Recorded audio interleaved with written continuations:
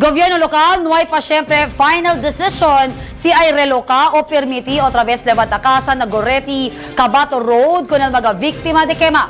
Este después el meeting ayer del Housing SAR, Rodrigo Pagotay Sidro con el barangay oficiales del Tetuan. Na entrevista con el Kapitan Walmart Atilano este jueves, ay procura pa asigun sila hace todo el esfuerzo para saber si quién imancuento con el dueño del terreno.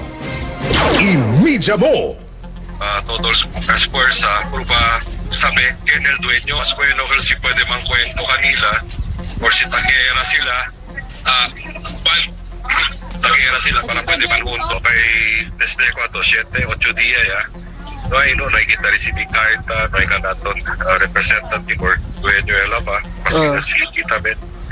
EMEDIAMO. Si acorda uno del magacosa tamanlinga sa el barangay kay hasta na fin del mes ya lang, puede usar con el escuela como evacuation center.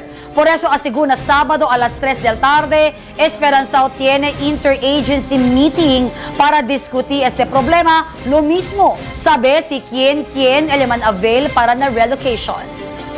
EMEDIAMO. Para sa Sabado, tarde, sabi kita. Okay. Kita kasi interagency meeting este. Sabi, kay Cherry daw si lista, ali na Goreti community, akil yan apply. Yan apply sila kung mga under urban poor yan apply. So, tapilitin yung concern di ko lista. So, baka ara Saturday, check yan kita.